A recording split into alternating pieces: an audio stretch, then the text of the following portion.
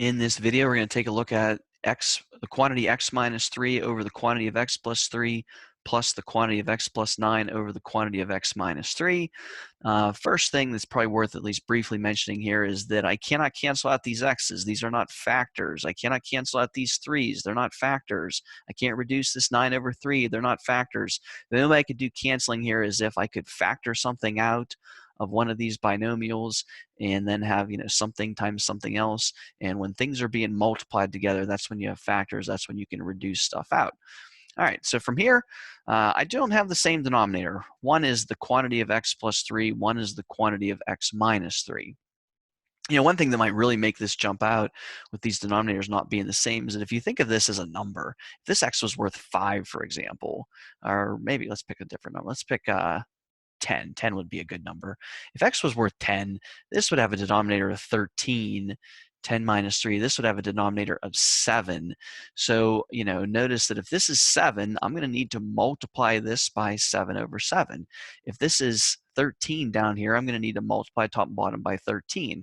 So for any x value that you have here, you're going to want to add in those factors. So we're going to take our fraction on the left, and we are going to multiply it by the quantity of x minus 3 times the quantity of x minus 3. And whenever I do this multiplication, this is going to be a foiling kind of deal.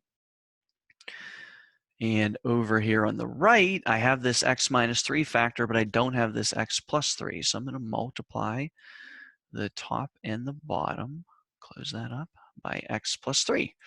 All right, let's start foiling. X times x is x squared. This would be negative 3x with my outers and my inners. That's minus 6x. Negative 3 times negative 3 would be positive 9. Down here, you can just leave this. You don't need to multiply that out. So I'm just going to leave it in factored form.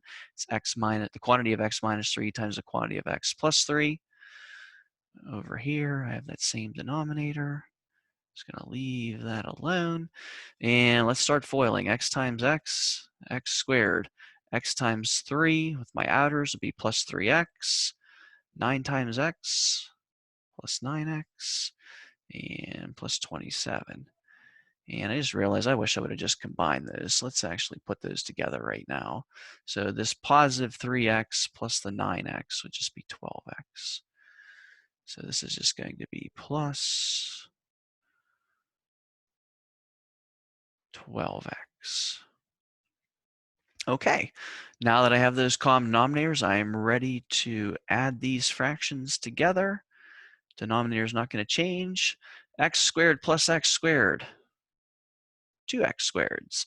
Negative 6x plus 12x would be plus 6x.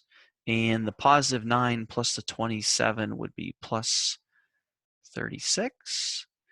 And I think I got my answer. Final answer is 2x squared plus 6x plus 36 all over the quantity of x minus 3 times the quantity of x plus 3.